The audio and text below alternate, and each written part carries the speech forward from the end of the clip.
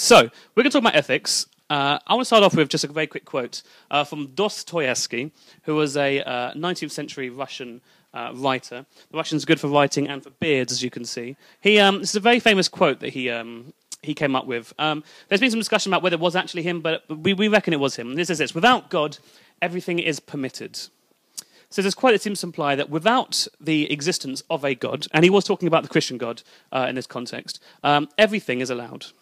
And we're going to kind of start off from there today and kind of go from there and see where we end up, essentially.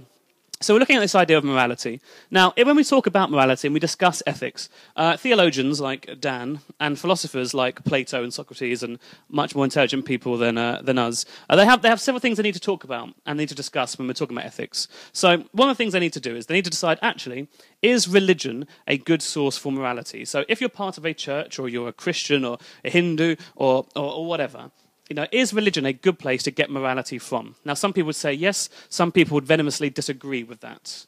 The idea of religion being a good place for morality. And we'll look at, actually, someone later on who just says that, actually, religion is the worst place for morality. We're also going to look at this idea, maybe not so much today, but in the future, in terms of, is religion still relevant? So the things that are written down in religious books, which are generally very old, do they still hold some weight today? And actually, if you turn on the TV and look at the news, you'll find stuff all the time about discussions of whether religious things that people hold, do they still matter today? And that's always being discussed. And we'll discuss a bit about that later on. If so, therefore, are there other things out there that are better for our morality? Should we be looking to other places? Like, should we be ignoring the church and just following Dan and seeing what he does and trying to copy that into our lives? So is it better to look at people? Is it better to look at institutions? Or is it better to look at religious books? Or lots of things to talk about. And finally, if we look at religious morality and we say, actually, morality does come from religion, or religion's a good place for morality, then actually, what do they have to justify that? So that sounds a bit pompous, actually, but that's kind of the several things that we're going to look at today. Now, when we discuss about ethics, there's lots of different tracks we can go down with ethics. So I thought I'd introduce three words you may have come across before, you may not. So ethics can be divided down. Ethics is quite a broad word. We're going to focus on one area of it today. So we have normative ethics, we have descriptive ethics, and we have meta-ethics. So three different areas of ethics that you can go and discuss. So if you've got some spare time, you want to go on Wikipedia, have lots of fun with this during the week. Today, we are just looking at meta-ethics. But normative ethics discusses basically which actions are right and wrong. So what certain actions are right, what certain actions are wrong. Descriptive ethics talks about certain people hold this to be right, some people hold this to be wrong. Is that correct, essentially? And meta-ethics is more kind of the overarching view, which I'm much more interested in meta-ethics, actually, because that's kind of the bigger picture of ethics. That kind of says, what is the nature of right and wrong? So actually, when we look at what is right, what is wrong, what's behind that? So not just what you do, but what's kind of the underlying issues behind that. So before we really get going, I have a quick question. We're going to have a very quick discussion now. I know I've just started, but so you don't get too bored straight away. On your tables, or people near you, around you, or on you, could you discuss this question? Who is the most immoral person in history, in your opinion? Now, I put, obviously, people from films and whatever up there, but I'm talking real people, please, okay? So who is the most immoral person in the whole of history, in your opinion? Discuss the person next to you. You have about 2 minutes. Off you go.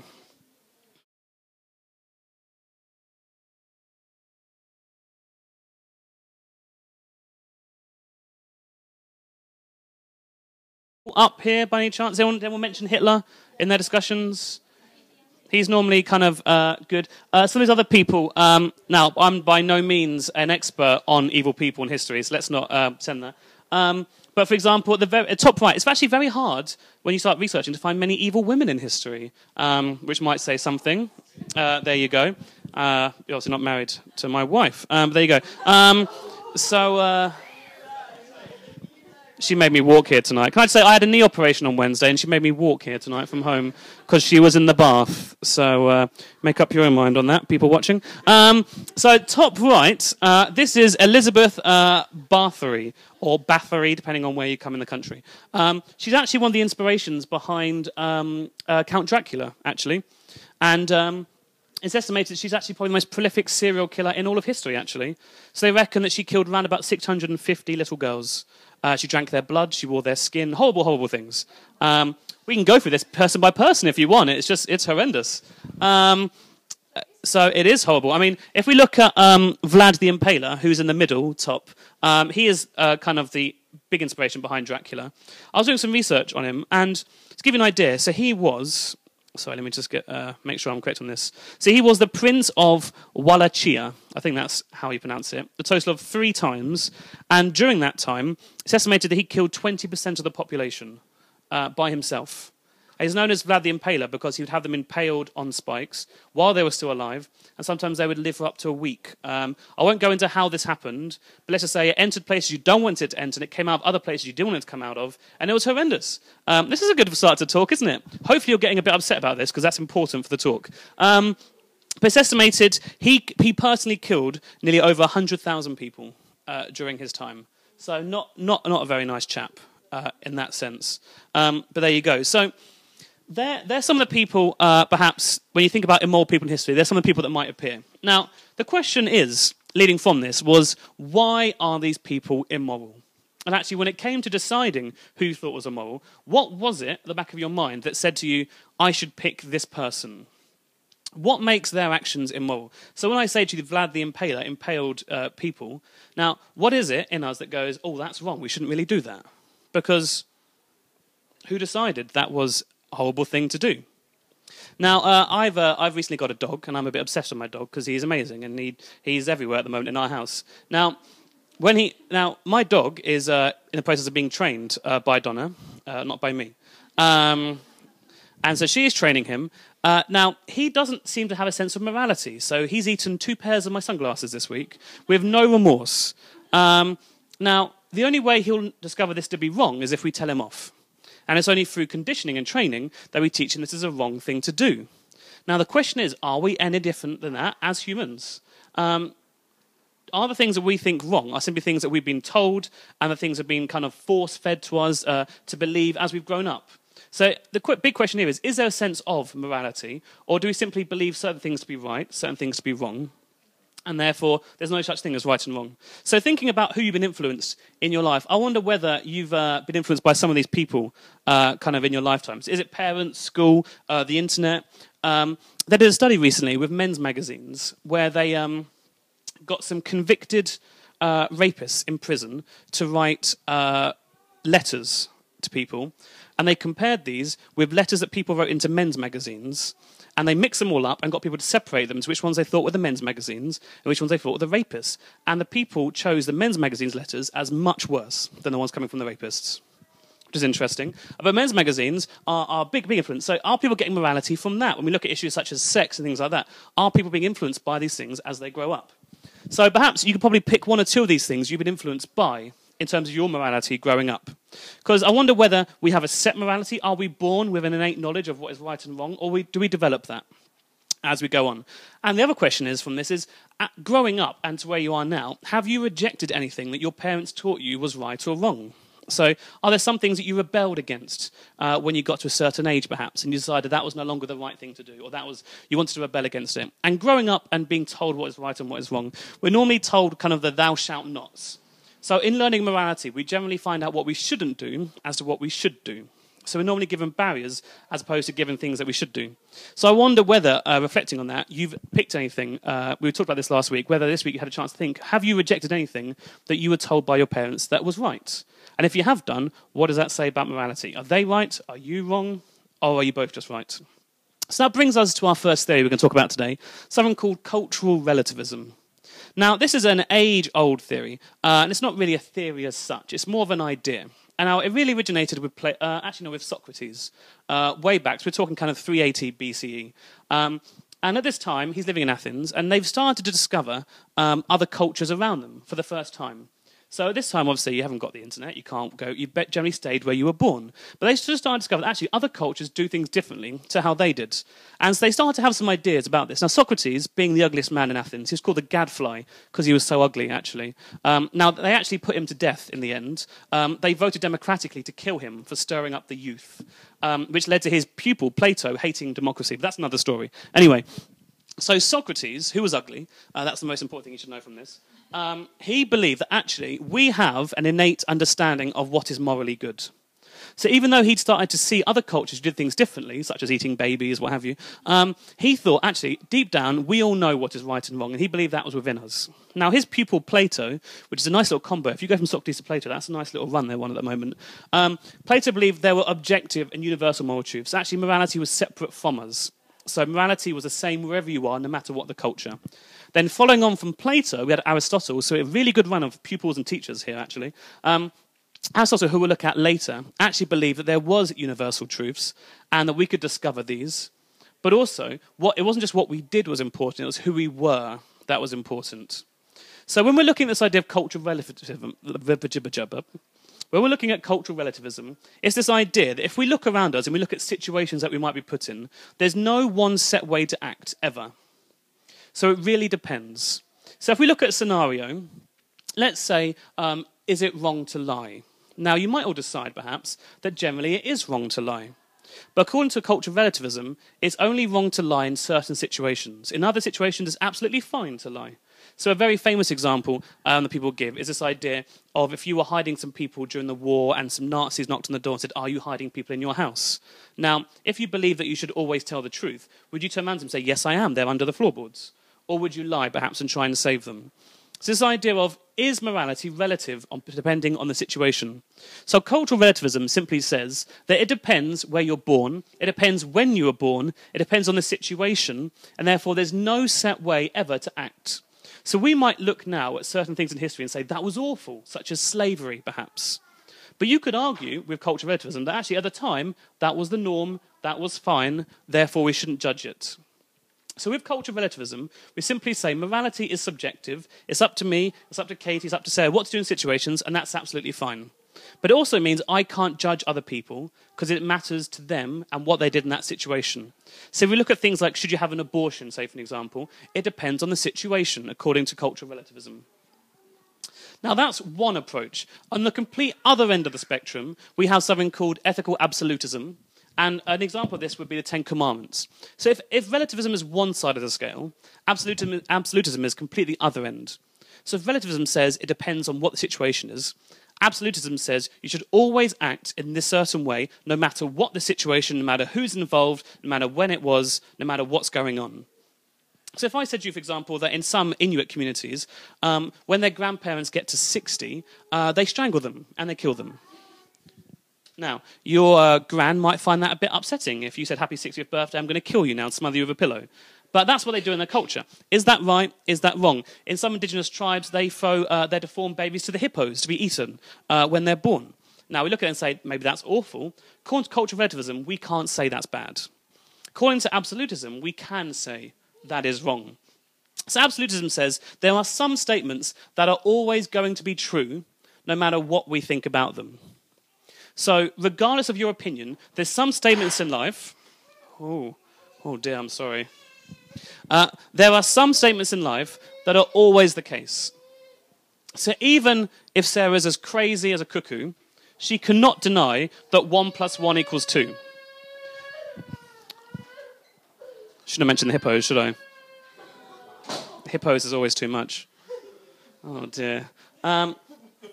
Oh, never mind. So, no matter how crazy you are, you can't deny that 1 + 1 = 2. In fact, Bertrand Russell, a famous philosopher, is one of my favourites. He wrote a 500 book debating whether 1 + 1 = 2. On the last page, he said yes. But there you go. So, there are some statements that you can't deny. And absolutism says no matter what you think, no matter how crazy you are, that's always going to be the case. Which means if we have a situation such as, should you kill one person to save many lives? If you're a relativist about it, we'll go, well, first of all, how important is that person? Because, if it's an expendable person, like me, that's fine. Kill them. If it's going to save 20 people, great, go ahead. If you're an absolutist, and you said, actually, it's always wrong to kill, you would say, no, no way. No matter what the situation, I'm always going to act in this certain way. So there's two kind of thoughts there on morality. I wonder whether you believe there are some absolutist views of morality. Do you think that some things are always right or always wrong? We'll talk about that later on. And actually, if you do believe there are some things that are always right and always wrong, what does that imply about your morality? And where do you get those ideas from? Because actually, if we're influenced by people, and we're influenced as we grow up, so my morality is influenced by my parents, and they were influenced by their parents, and etc., etc., where did it all start? So we've got the relativist side that says, hey, do what you want, doesn't matter. Absolutist side that says, actually, it really does matter. Regardless of what you think, there's certain ways you should act. So that's absolutism, and that's relativism. A theory off the back of this, which is an interesting one, is called the divine command theory. If you're a cool philosopher, you call it the DCT, because, that's what you do. We shorten down things because we're cool. Now, this was introduced by a guy called Plato, who we met earlier on. And he wasn't talking about the Christian God necessarily, but he rose the question that was this: is X good because God commands it, or does God command it because it's good? And in this question, he's simply saying, if God is this big being who's transcendent, who's beyond our world, who's beyond our understanding, we can't understand God. God is massive, we are tiny ants. If this is the case, and God's come up with the 10 Commandments, did he come up with those things, and because he came up with those things, killing became wrong, and lying became wrong? Or were those things wrong before God even decided that?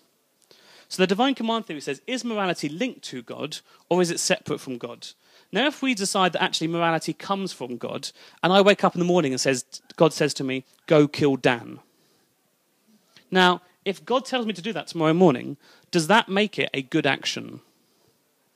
You could argue that I'm crazy, absolutely. But if God told me to go kill Dan, and God is good, and God makes morality good by what he commands, does that mean me killing Dan becomes a good action, perhaps?